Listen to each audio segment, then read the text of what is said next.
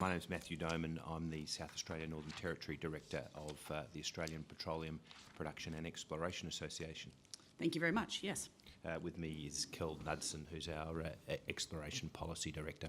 Thank you. Yes, when you're ready.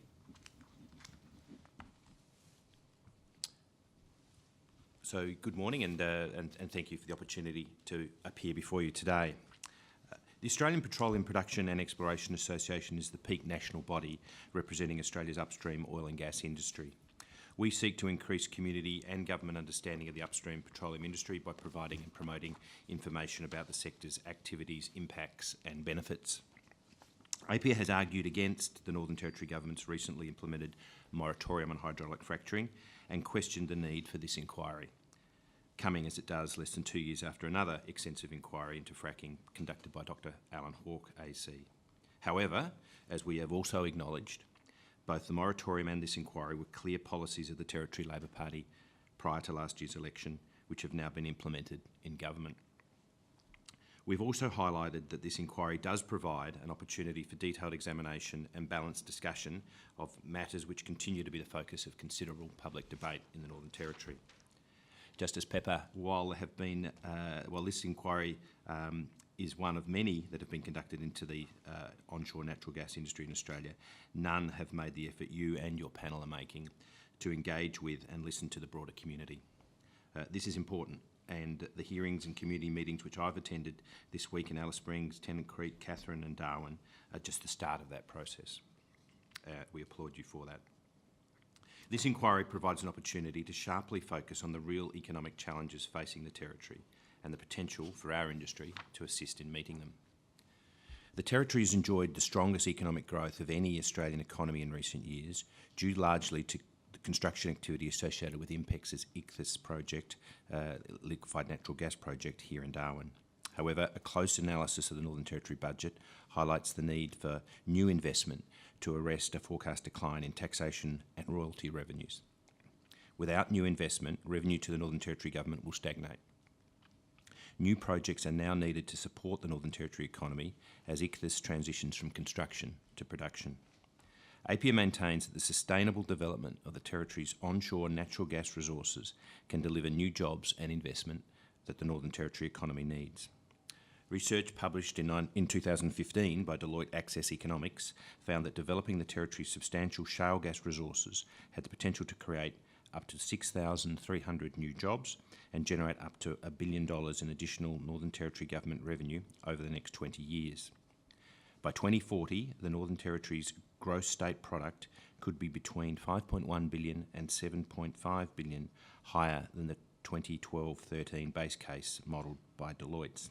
This represents an increase of between 26% and 37% on current estimates for the Northern Territory economy. The job growth projected by Deloitte Access Economics would mean the onshore gas industry has the potential to be the second or third largest private sector employer in the Territory. The potential for these substantial and stabilising public benefits of resource development was further evidenced by Origin's recent discovery for the Beetaloo sub-basin. Of course, the economic benefits would be diminished if they came with negative environmental impacts. But Territorians can be confident that that will not be the case. The scientific focus of this inquiry is essential and one which Appea and its members seeking to develop the Territory's resources will support. The science of fracking has been thoroughly examined elsewhere, and we commend much of this work to you, particularly the reports published by the Australian Council of Learned Academies, the New South Wales Chief Scientist, the New Zealand Parliamentary Commissioner for the Environment, the Council of Canadian Academies, the UK Royal Society and the Royal Academy of Engineering, and the United States Environmental Protection Agency, and indeed by Dr. Hawke. Our industry has a demonstrated track record of safe, sustainable operations in South Australia, Queensland, Western Australia, New South Wales, Victoria, and here in the Northern Territory, where the first well was fracked in 1967, 50 years ago this year.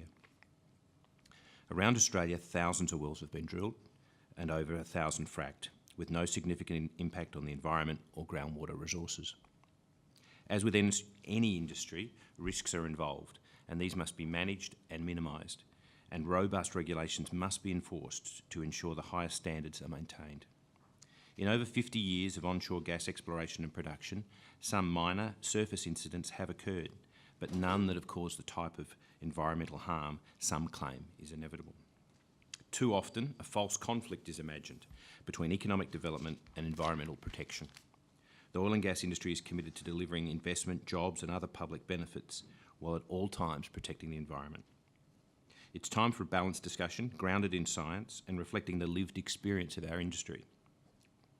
We do hope this inquiry will give the opportunity for such a discussion to take place, and again, welcome the obvious efforts you've already made to achieve this. We understand the community has genuine questions and concerns, and the industry is committed to responding to them, but all too often these concerns are stirred up by false and exaggerated claims, peddled by opponents of development, who often have a declared aim to stop all new oil and gas activity. People across the community do want to see wider use of renewable energy and there are economic opportunities associated with investment in this sector.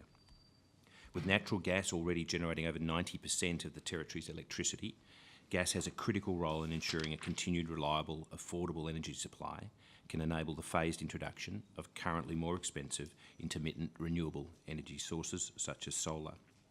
Indeed, the heavy contribution of gas-fired power means the Northern Territory has one of the lowest carbon emission footprints in the country. Natural gas can be a key enabler of the greater integration of renewable power into our energy supply, but the fact is we'll continue to use significant amounts of oil and gas in our daily lives for decades. To turn our back on new supplies is reckless. It will only deny the Territorians the jobs, investment and other benefits oil and gas production delivers.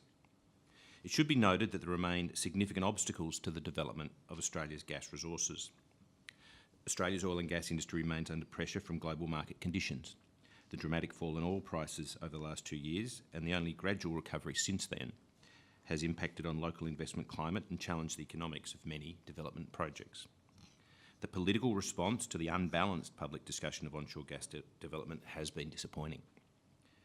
We've seen restrictions on development, or worse, bans and moratoria, in New South Wales, Victoria and in the Territory. The moratorium on fracking introduced by the current Northern Territory government has put a stop to the near-term investment of over $1 billion in onshore gas projects.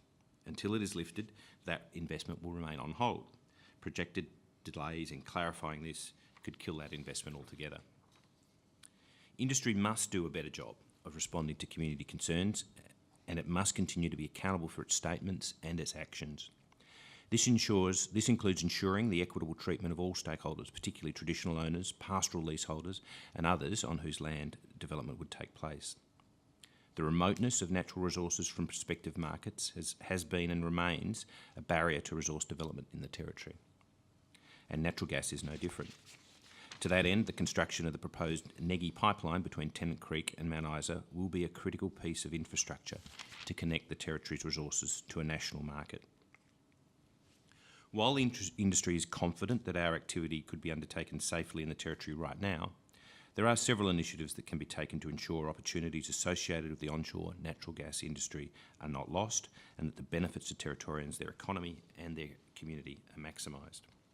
These could include finalising the regulatory framework under which the prospective expansion of the Territory's onshore gas industry will take place.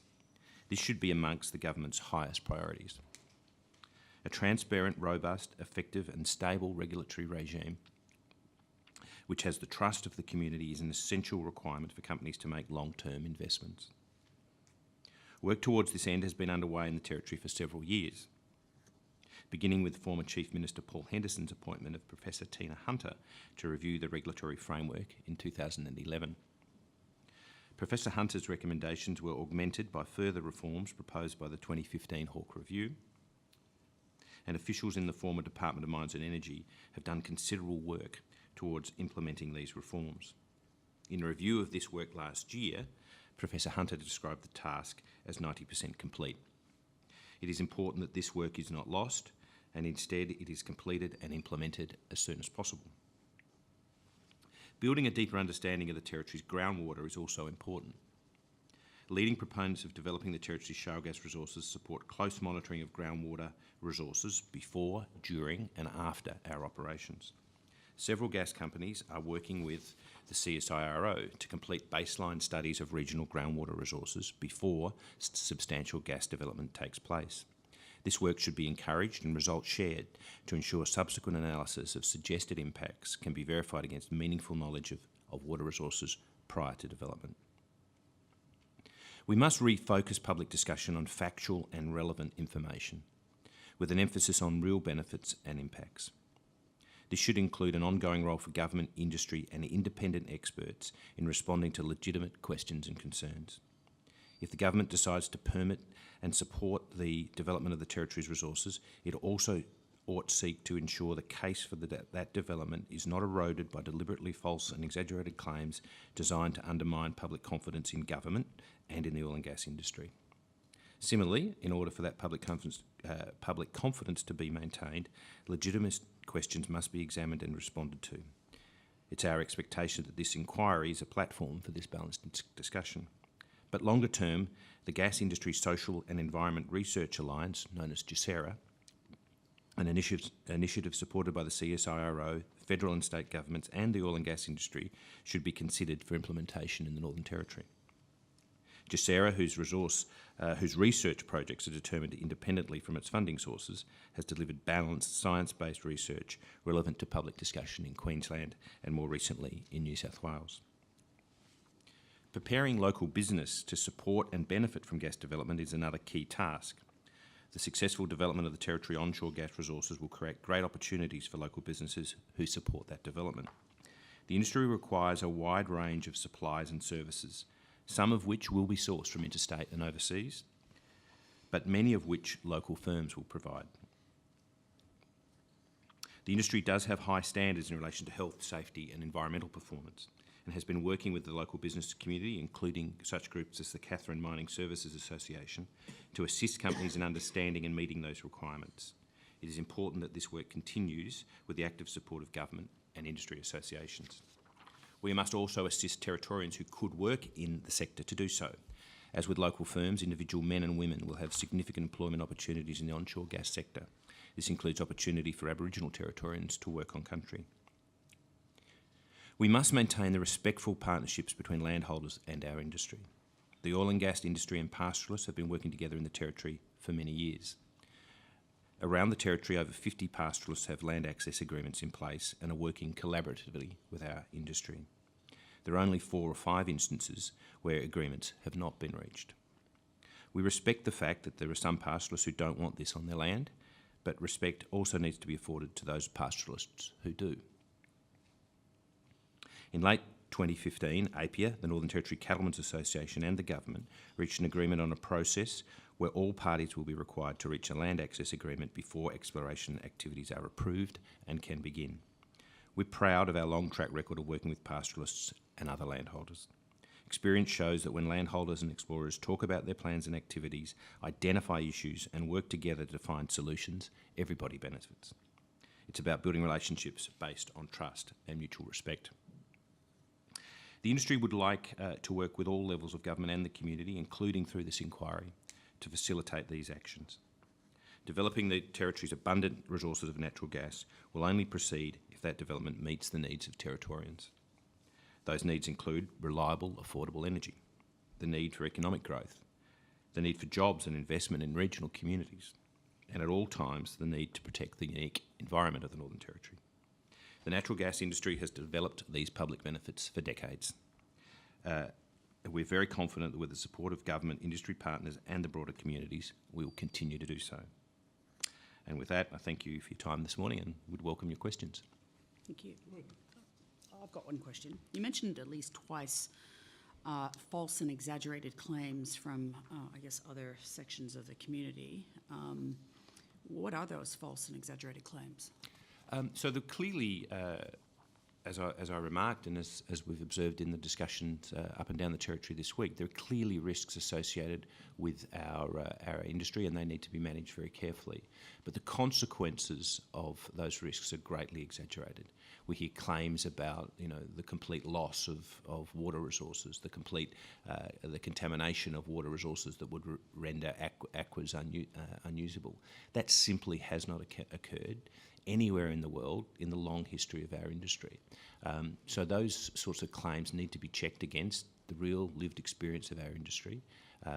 They can't be swept under the carpet. We don't for a second suggest that, but they need to be realistic. We hear false information all the time, be it in letters to the editor or claims in public meetings or in some of the protests and voices that we hear around the community. All those voices are legitimate, but I think it's incumbent on all of us to keep the discussion based in factual and relevant information.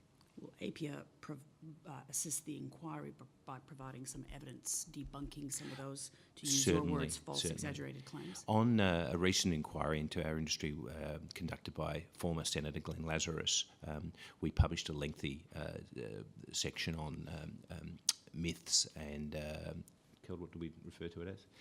Anyway, myths associated with the oil and gas industry and the factual response to those claims. I'd be very happy to provide that to your inquiry. Thank you very much. Yes, Dr. Jones. Mr. Doman, in our trip up the Northern Territory, the length and breadth of the Territory this week, we've heard loud and clear from the community that maintenance of water resources, in particular potable resources to the south, is a really critical issue. And certainly one of the works of this panel is going to be looking into that aspect. And I noticed in that context you mentioned that several companies working with CSIRO to define baseline groundwater studies. Now, that's the kind of information that we really need to know about. Sure. Would you be able to tell us, if you like, the status of those studies and when they, and if they might be publicly available? Yeah, well, I think some of the companies involved in that work are appearing before you later today, and perhaps I'd let them reply in more detail about it. But it is a sign of our industry's commitment to gathering this information and also making it available to the government, regulators, and the broader community. And we'll ask those questions later on. Sure. Yes, Ms. Coram. Continuing that theme, I'm just wondering, have you done any analysis of the Territory's capacity to provide other resources such as sand resources for fracking, storage facilities, or is there infrastructure for disposal of wastewater? Sure. The government, or at least the former government, did some work on looking for potential supplies of fracking sand in the Northern Territory. They also did some work on investigating whether the conditions were right in the Territory to grow guar beans. The single largest additive in the fracking process is guar gum, a gelling agent in daily life found in ice cream and jellies and other food products. I think that work was.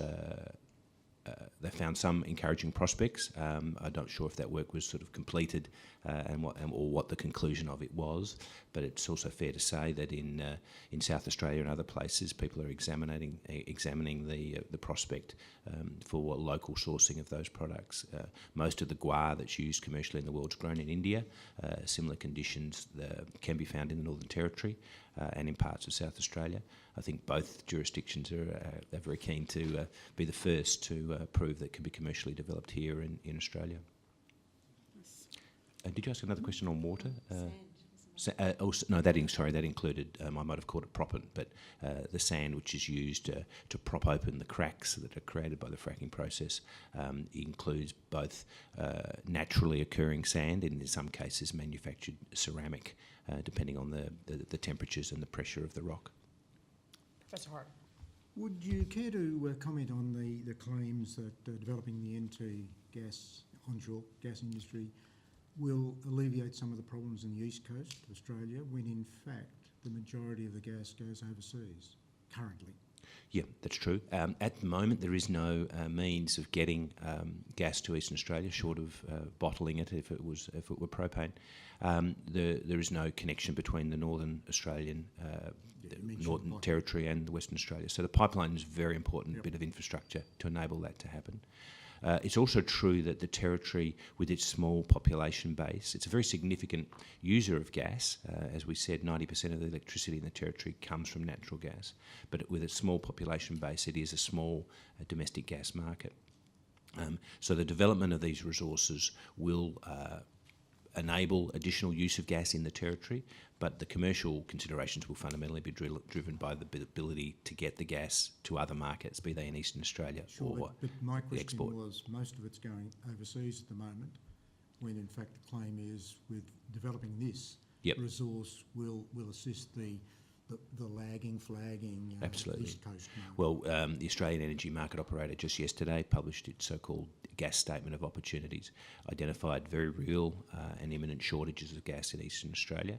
The pipeline between Mount Isa and between Tennant Creek and Mount Isa will enable significant amounts of gas to be delivered into Eastern Australia. Not sufficient gas to make up that shortfall, but making a contribution to doing that. That's why, as an industry, we also argue the case for the development of gas resources in New South Wales, in Victoria, South Australia, Queensland and other states. It's important that those resources are made available. But there is also enormous potential for the territory to do more.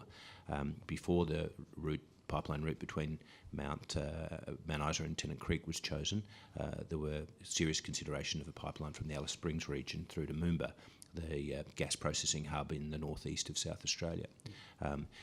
Subject to the success of our exploration activity here and the emerging demand for gas in Eastern Australia, there is scope for either increasing capacity on the pipeline that's currently being built or indeed building another pipeline. So can I just follow that up? No, please.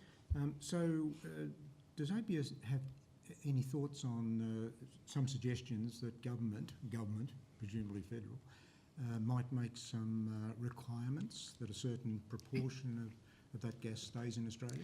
So the so-called domestic gas reservation is a policy that we've argued against. Again? We believe, just as it would be misguided to seek to lower the price that Australians pay for steak by putting restrictions on the cattle industry, that doesn't result in an efficient industry.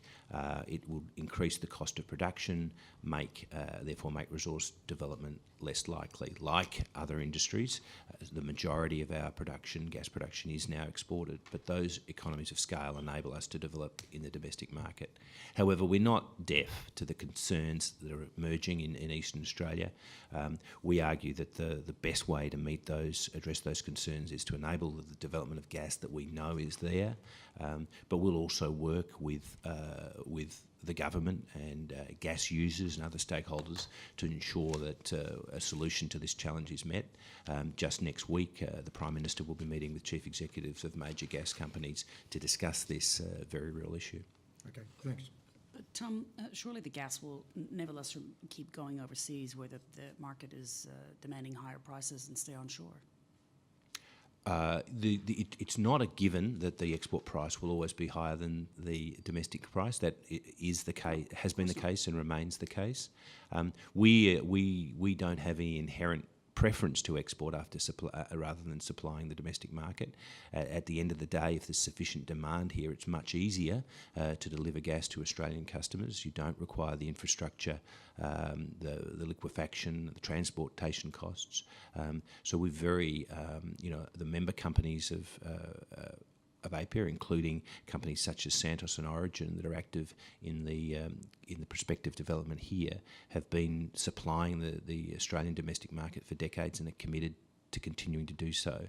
But we do need to be able to access resources to meet that need, and to attract investment, we need to have a balance of both export and domestic opportunities to do that.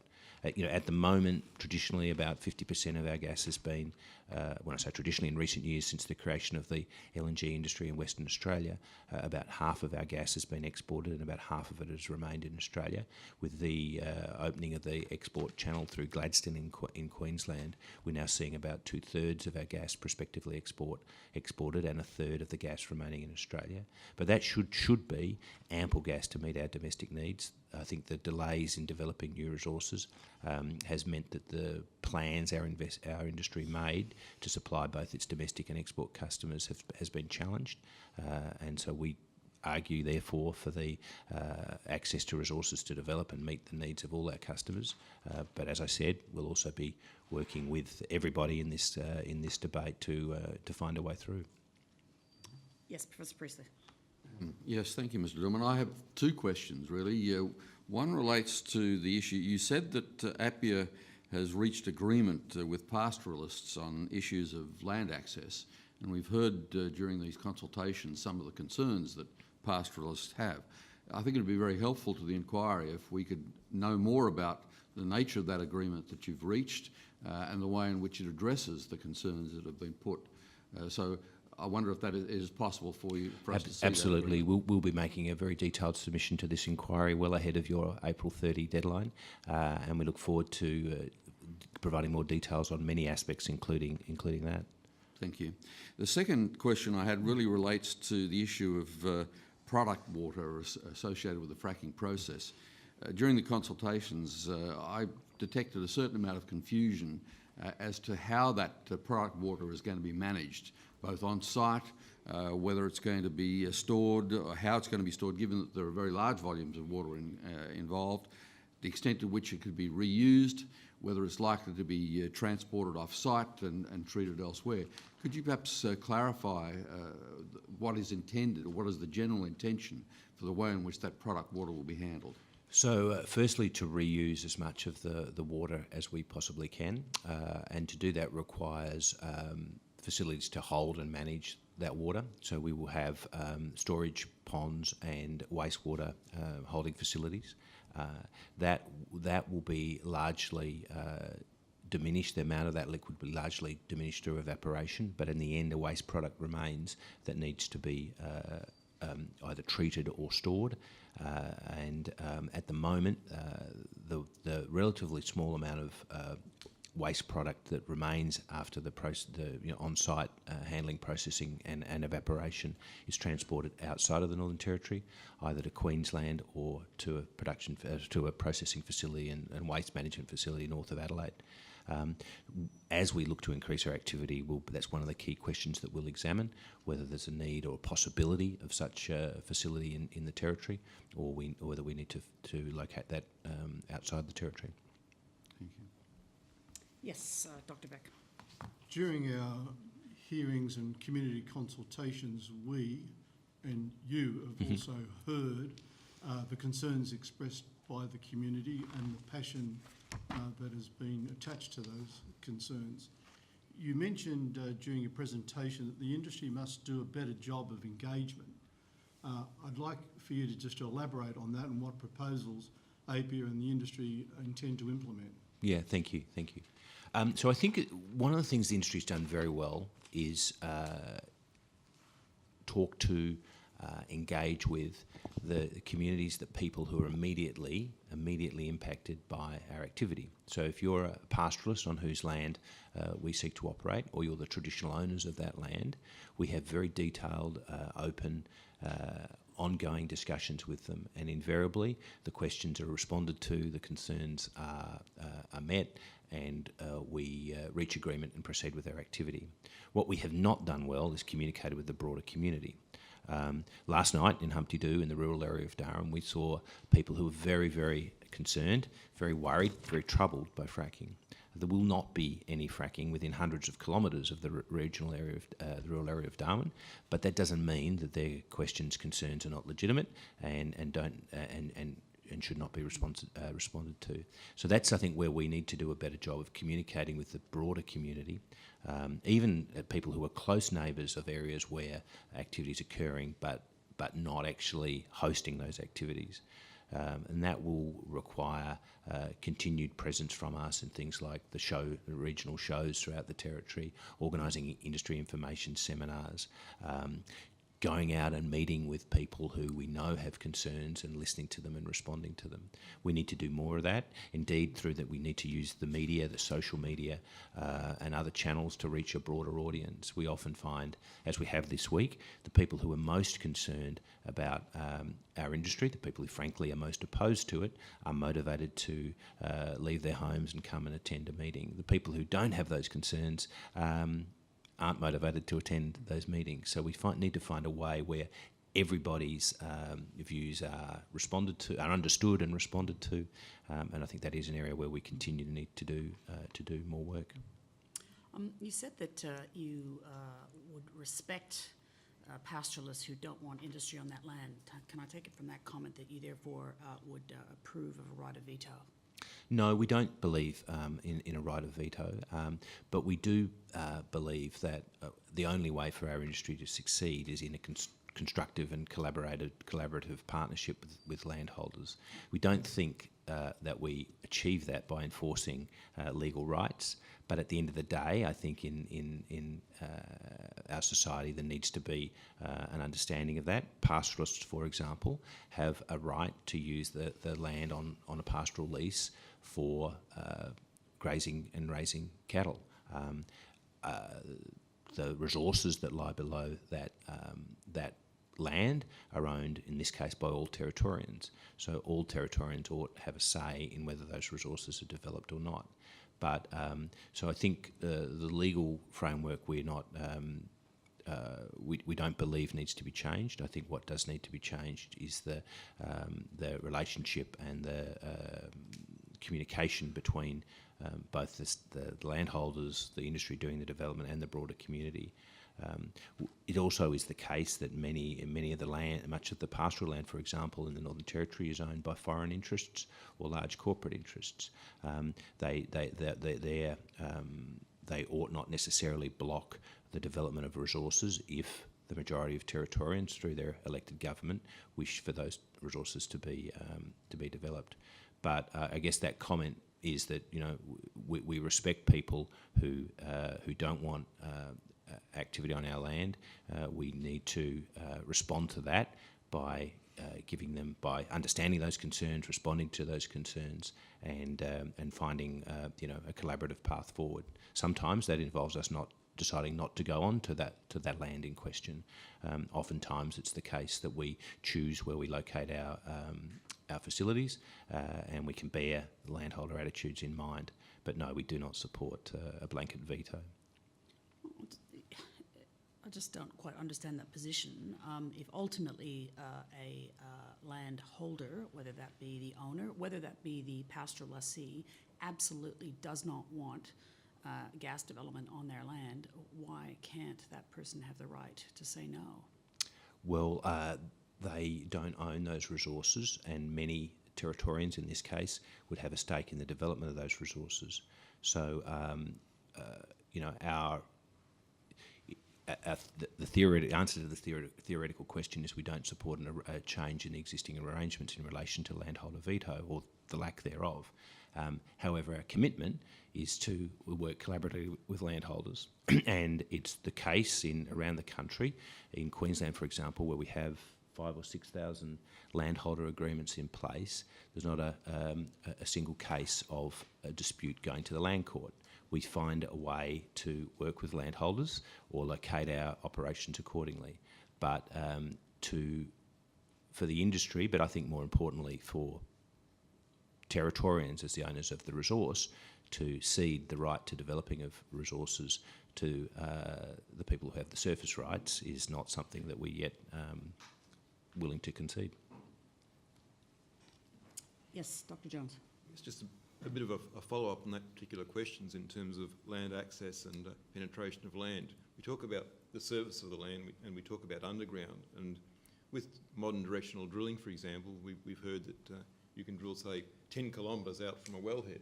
Now, what would be the situation whereby one could locate a wellhead over here, cross a property boundary and go underneath it, in terms of the views of landholder access? Well, it is possible, but fair to say, in very large properties that we find in the Northern Territory, it's very unlikely to be a way to be successful in developing resources that lie below particular properties. And just a follow-up to a previous question about this issue of communication with the community. At the moment, if one looks at a map of the Northern Territory, I think it's claimed approximately 85% of the territory is covered by putative exploration leases. Now that's, in a sense, probably not helping the issue because everyone thinks that this industry is going to be located on their land. To what extent do you think Appea might have a role in communicating the realism versus the mirage? Look, I think that's a very good question, and it's a question that is applied in other jurisdictions, including in New South Wales. Governments have, for reasons that they can respond to, allocated large tracts of land for petroleum exploration, where the industry has very little belief that meaningful resources of oil or gas would be located. I think that is the case in the Northern Territory. There are many companies that don't have any oil and gas expertise or experience that hold petroleum exploration licences. I think that's something that could be looked at carefully.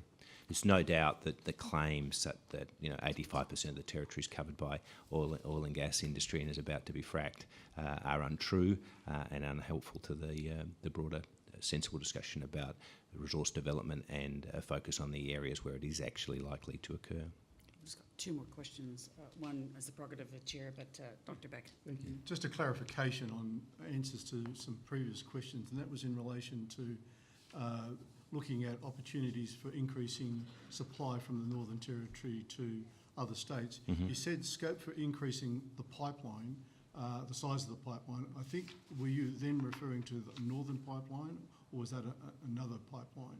Oh, well, I referred to two possibilities. One, increasing the capacity of the planned pipeline between Tennant Creek and Mount Isa. Mm-hmm. Now, that's not a matter for Appea or its member companies. We don't own and operate pipelines, and certainly Gemina that is building that pipeline is not a member of Appea, but quite clearly construction has not begun. Mm-hmm. They are planning a 12-inch pipe, and I think that is what will be built. But in the future, that could be expanded, or alternate pipeline routes could be opened up. And when you mentioned alternative pipeline routes, can you give some indications to what those possibilities may be then? Yeah, before the proposal that Gemina is now working on between Tennant Creek and Mount Isa, there was a short list of 4 proposals. Mm-hmm. 2 of them were for pipelines between Tennant Creek and Mount Isa, and 2 of them were for proposals for pipelines between the Alice Springs area, or the Mereenie gas field west of Alice Springs, through to Moomba in the Cooper Basin in the northeast of South Australia. There were many who argued that the nation-building possibilities were stronger around the southern pipeline. There were others who felt that the proximity of the northern pipeline to the shale gas resources that are prospectively about to be developed made the case for that. There are other considerations at play in that decision as well, but I think both were plausible routes, and the day could come when both the opportunity to have both connections is there. Good. Thank you very much for that clarification. Thank you. Lastly, how realistic do you think some of the estimates given in the Deloitte report are? We've got many examples throughout the ages of estimates of jobs and growth that will eventuate as a result of new extractive industries, and indeed they never, or at least they don't, come to fruition. Some of the assumptions based in that report seem a little heroic, and indeed, even when you were summarising, you used lots of terms like may and could. Sure. How realistic are they? Well, we haven't really begun serious exploration yet, so it is a highly conditional scenario, but doesn't mean that it's not a reasonable indication of what's possible. I think the subsequent exploration work post the 2015 publication of that report over the last 2 years has led industry to believe that the resource potential may even be greater than that estimated by Deloitte, but it does remain early days. But if I think there's one thing you could say about economic forecasts, they're typically wrong. They either underdo it or overdo it. I think the Deloitte report is a good one and is a credible estimate of the scenarios around the development of our industry. They forecast a range of likely outcomes, and I think it remains a good predictor of what might be possible. It is possible that they're wrong, and the opportunity is in fact greater than that which they've modelled. Thank you very much.